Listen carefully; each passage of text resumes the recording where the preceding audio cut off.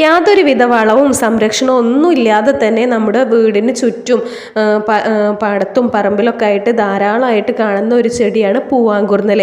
ആ ഒരു പൂവാങ്കുറുന്നൽ നമ്മുടെ പല രോഗങ്ങൾക്കുള്ള ഔഷധമായിട്ടും അതുപോലെ തന്നെ നമ്മുടെ മുടി സംരക്ഷണത്തിനും ഒഴിച്ചുകൂടാനാവാത്ത ഒന്ന് തന്നെയാണ് കേട്ടോ. അപ്പോൾ നമ്മുടെ പഴമക്കാരൊക്കെ പൂവാങ്കുറുന്നൽ പല രൂപത്തിൽ നമ്മുടെ മുടിയിലൊക്കെ എത്തിച്ചിട്ടുണ്ടായിരുന്നു. അപ്പോൾ ഈ ഒരു പൂവാങ്കുറുന്നൽ നമ്മുടെ മുടി നല്ല പോലെ തന്നെ വളരാൻ വേണ്ടിയിട്ടും അതുപോലെ തന്നെ നമ്മുടെ നരച്ച മുടി കറുപ്പിക്കാൻ വേണ്ടിയിട്ടൊക്കെ വളരെയേറെ നല്ലതാണ്. നമുക്കറിയാം പൂവാങ്കുറുന്നലിൻ്റെ നീര് വെച്ചിട്ട് നമ്മൾ കൺമഷിയൊക്കെ ഉണ്ടാക്കാറുണ്ട് അല്ലേ. അപ്പോൾ അത്രയും ഗുണമുള്ള ഒന്ന് തന്നെയാണ് നമ്മുടെ പൂവാങ്കുറുന്നൽ. അപ്പോൾ അത് വെച്ചിട്ട് എങ്ങനെയാണ് ഈ ഒരു ഹെയർ ഡൈ ഉണ്ടാക്കുന്നത് എന്ന് നമുക്ക് നോക്കാം കേട്ടോ. അതിന് വേണ്ടിയിട്ട് നമ്മളിവിടെ ഒരു പാത്രം എടുത്തിട്ടുണ്ട്. അതിലേക്ക് 1 ഗ്ലാസ് വെള്ളം ഒഴിച്ച് 2 സ്പൂണ് ചായപ്പൊടിയാണ് നമ്മൾ ഇട്ട് കൊടുക്കുന്നത്. ചായപ്പൊടി മാത്രമല്ല, നമ്മൾ ഒരു 1/2 സ്പൂണോളം ഉലുവ ചേർത്ത് കൊടുക്കുന്നുണ്ട്. ഇനി ഉലുവ അലർജിയുള്ള തണുപ്പാണ് അലർജി ഉള്ളവരാണെന്നുണ്ടെങ്കിൽ ഉലുവക്ക് പകരം നമുക്ക് കരിഞ്ജീരകം ചേർത്ത് കൊടുക്കാം കേട്ടോ. പിന്നെ ഞാനൊരു ചെറിയ കഷ്ണം ഇഞ്ചി ഇട്ടിട്ടുണ്ട്. ഇഞ്ചി നമ്മുടെ മുടി കൊഴിഞ്ഞു പോകുന്നില്ല. ഇഞ്ചിയിലുള്ള ഒരു എഫക്റ്റ് നമ്മുടെ മുടി നല്ലപോലെ വളരാൻ വേണ്ടിയിട്ടും അതുപോലെ തന്നെ താരനൊക്കെ മാറാൻ വേണ്ടിയിട്ടും ഹെൽപ്പ് ചെയ്യും. പിന്നെ നമ്മൾ പറിച്ചെടുത്തിട്ടുള്ള പൂവാങ്കുറുന്നൽ നമുക്ക് സമൂലം ഉപയോഗിക്കാം കേട്ടോ. സമൂലം എന്ന് വെച്ചാൽ അതിൻ്റെ വേര്, ഇല, തണ്ട് എന്നിങ്ങനെ നമുക്ക് അത് ഉപയോഗിക്കാവുന്നതാണ്.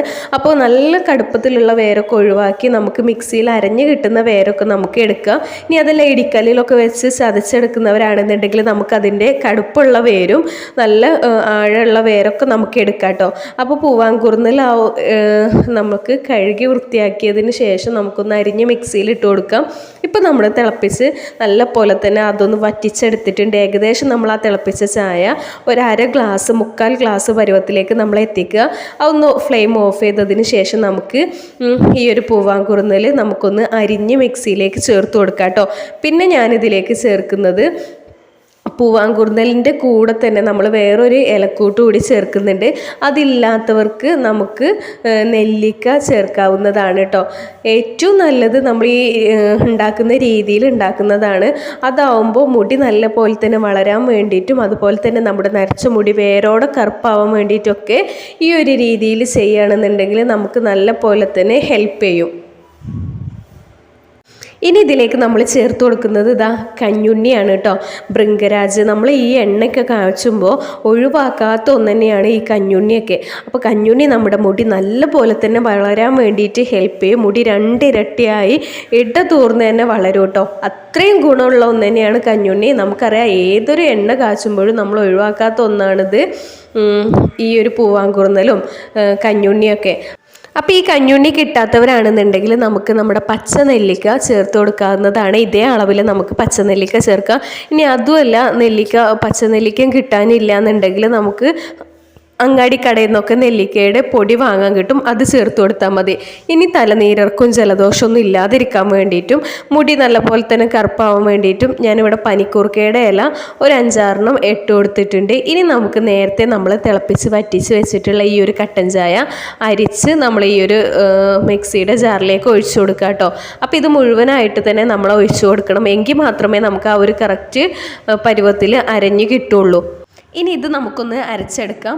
ഇനി നമുക്ക് വേണ്ടത് ഏതൊരു ഹെയർ ഡൈ ഉണ്ടാക്കുമ്പോൾ, നാച്ചുറൽ ഹെയർ ഡൈ ഉണ്ടാക്കുമ്പോഴും ഹെന്ന മിക്സ് ചെയ്യുമ്പോഴും അത്യാവശ്യമുള്ള ഒന്നാണ് ഒരു ഇരുമ്പിൻ്റെ പാത്രം. അത് കുറച്ച് പഴയതാണെന്നുണ്ടെങ്കിൽ, തുരുമ്പലൊക്കെ വന്നിട്ടുള്ളതാണെന്നുണ്ടെങ്കിൽ അത്രയും നല്ലത്.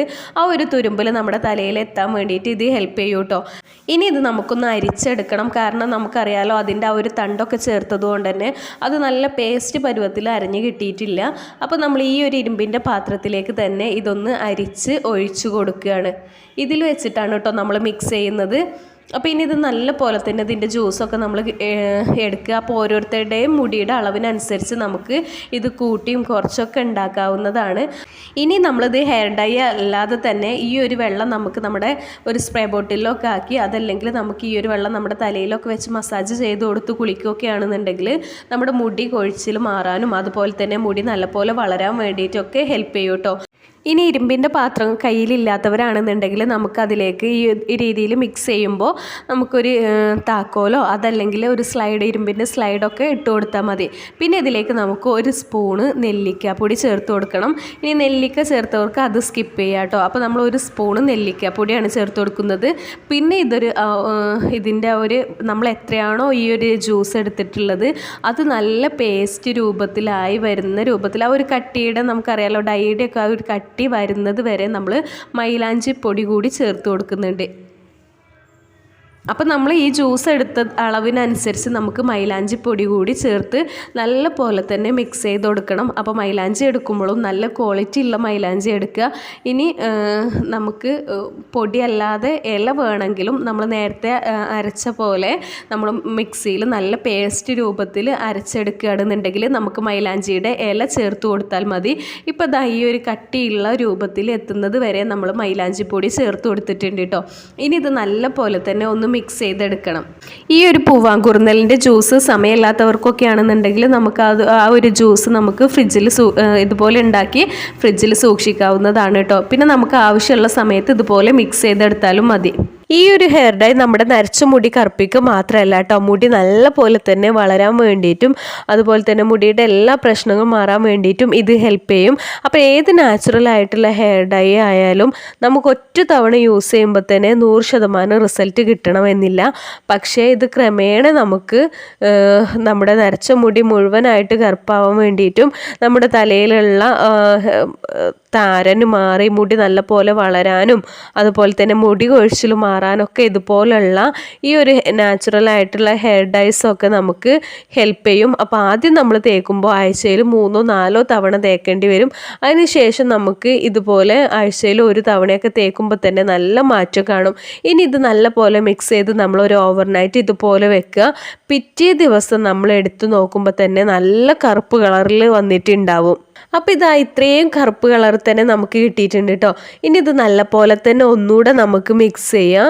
ഇതാ കണ്ടോ, ഈ ഒരു കട്ടിയിൽ ഈ ഒരു കളറിലാണ് നമുക്ക് കിട്ടിയിട്ടുള്ളത്. ഇതിനി നമ്മുടെ തലയിൽ മുഴുവനായിട്ട് തേച്ച് പിടിപ്പിക്കുക. 1 മണിക്കൂർ തൊട്ട് 2 മണിക്കൂർ വരെ നമുക്ക് അത് തലയിൽ തേച്ച് കഴിഞ്ഞതിന് ശേഷം നമുക്ക് നാച്ചുറൽ ആയിട്ടുള്ള താളിയോ അല്ലെങ്കിൽ ഷാമ്പൂ ഒക്കെ വെച്ചിട്ട് കഴുകി കളയാവുന്നതാണ് കേട്ടോ.